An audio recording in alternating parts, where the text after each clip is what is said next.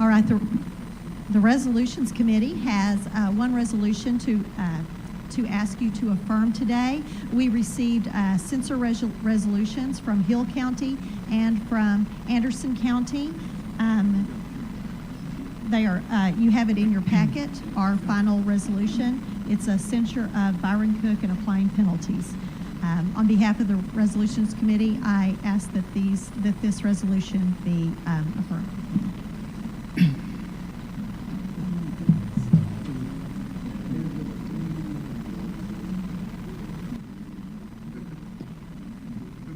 Okay, you have a motion in front of you. Again, as a part of the committee report, no second is necessary.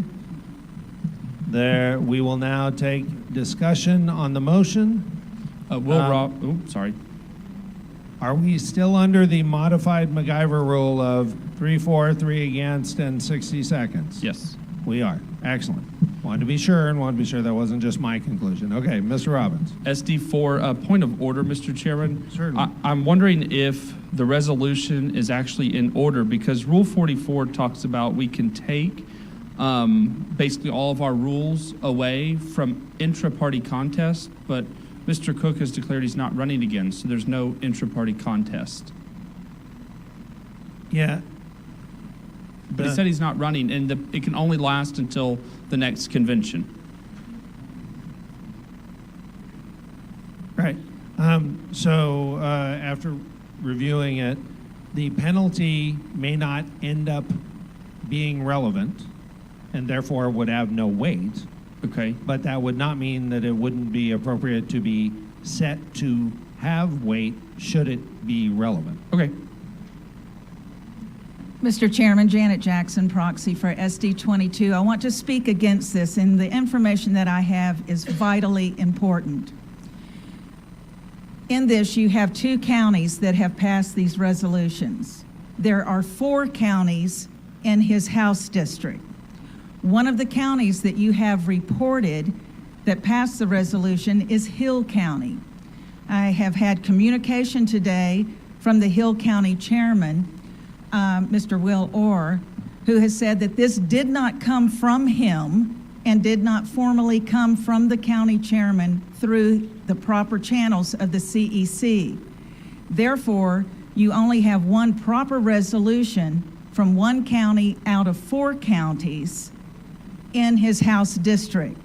So I ask you to please consider this, that you would be passing a resolution only on 1/4 of a House district, and you would be sanctifying that through the SREC by just 1/4 of the House district. Thank you.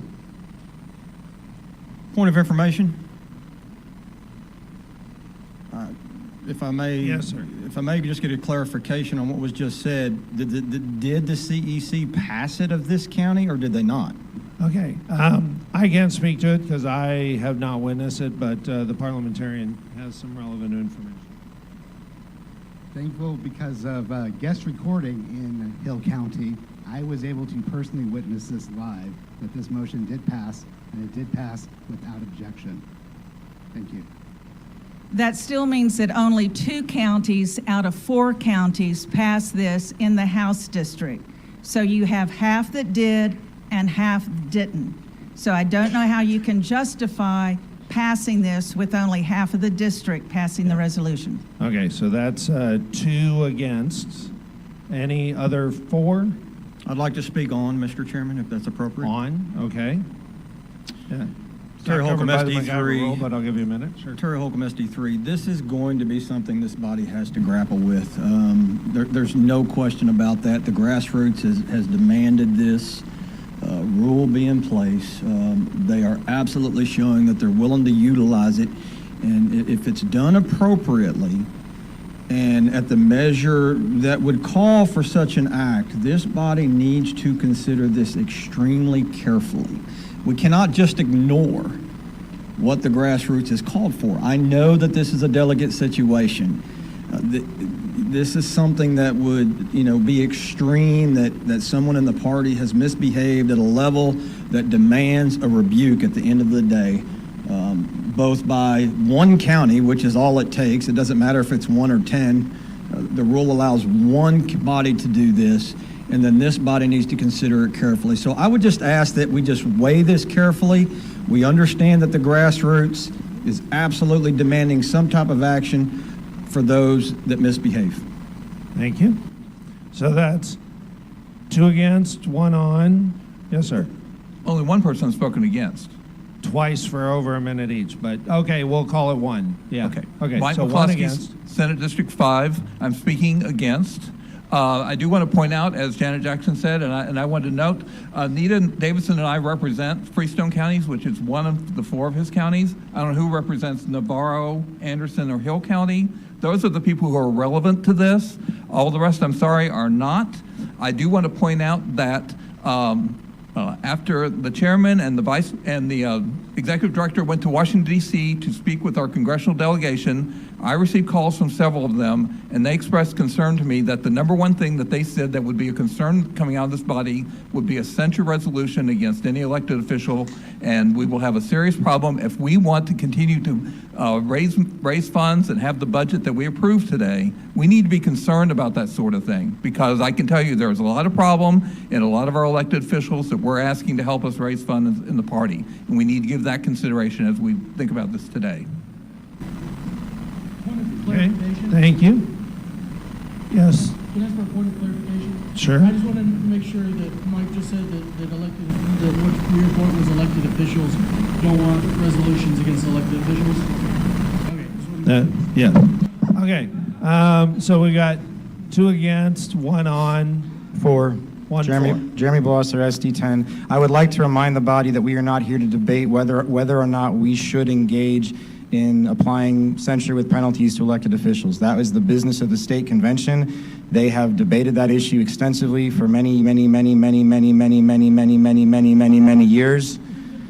And they voted overwhelmingly at the last convention. They want to do that. The question before us is whether Mr. Cook has risen to the level required. There are 4 counties. Rule 44 doesn't require 100%. Those 2 counties that passed it represent over a majority of the population. The resolution that Hill County adopted is 20 pages of offenses. It's way more than 3. 20 pages of offenses. The fact he's not running right now makes it really easy for us to do this. We can stand for our principles and our platform and our delegates without getting into an active race. That should be seen as a good thing. I don't know what his plans for the rest of this cycle are. I would hope we can adopt this and maybe make that easier for him. Thank you. Jack Okay. Bar- So, and now we're on to the 3rd against. Jack Barcroft, SD24. Mr. Chairman, I feel the weight of all the voters on my shoulders. I mean, there's 62 of us in here, and we're talking about swimming upstream against 43,000 voters that put them in office to begin with. This is a pretty prickly topic here, and I would ask the body to consider not moving forward with this. You know, if worst case scenario, table it for the convention. Thank you. Thank you. That's 3 against and 1 for and 1 on. Yes, ma'am. Hi, my name is Emma McElherron, and I represent the Texas Federation of College Republicans. We have about 47 chapters across the entire state, and so I'm here to represent our state board and cabinet. This last summer, we had political activism as well as policy committees where we voted on different issues and stances we had for the different things happening with the summer session. And so as a representative at the Federation, I would just like to say that the Federation, with several different resolutions, expressed our dissatisfaction with what's happening with the Texas House and the Senate. And so just as here to represent thousands of college Republicans across the entire state, we really support this resolution and support change to the leadership and certain members and what happened during the session. Thank you. So that's 3 against, 2 for, and 1 on. One last 4, or? Yes, I'm speaking for the resolution. I'm Randy Dunning, SD 16. I rise to speak for this resolution. These are the resolutions planted by the 2 counties, or I should say the 2 SDs. Folks, this is huge. I mean, if we can't deal with this one, We can't deal with anything. And I'm sorry when people say, oh, we can't make public officials mad because they may not donate to us. Well, then we have done something that I think none of us want to go home and tell our constituents that we've just done. We've said the money is all that matters. We have said that the money is all that matters. Principle be damned. We will do whatever it takes to keep the money flowing rather than dealing with serious complaints made by serious people brought under a serious process as is dealt with, frankly, in my opinion, a serious problem we've had in this party for years. I strongly encourage everyone in this body to vote in favor of the censure resolution. Okay, that is the end of discussion. Yeah, we've had our 3-4, we've had our 3 against. Thanks to the modified rule you all have passed, that ends discussion. Yes, ma'am.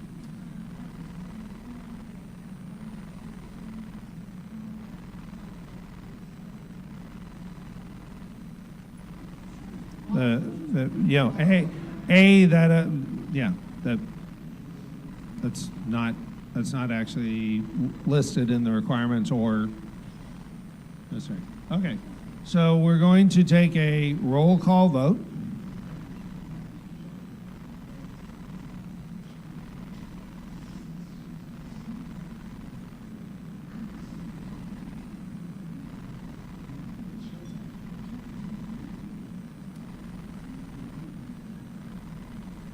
Okay, a for vote, or the button 1 or B on your item, is for the resolution, and the resolution is for a Rule 44 censure of Representative Byron Cook, including the penalties. Okay? And 2 is against. Right. For or against the resolution. There's no like double negative thing going on here. Yeah. Okay, the polls are about to open. 30-second timer. Open the polls.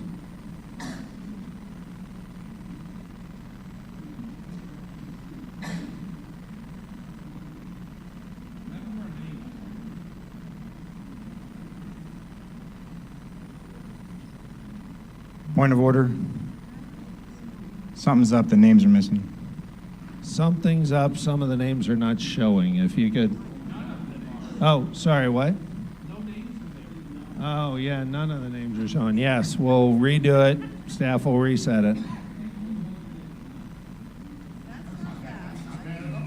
Exactly, I'll take that hit ratio.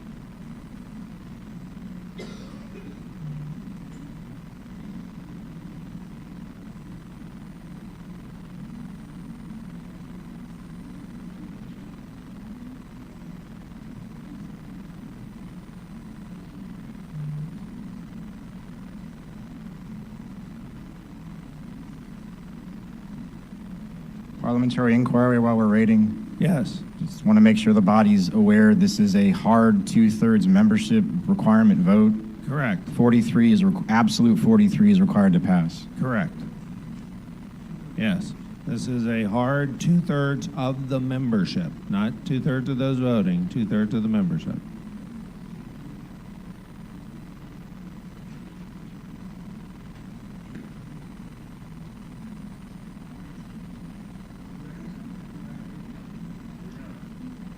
Okay, the polls are open.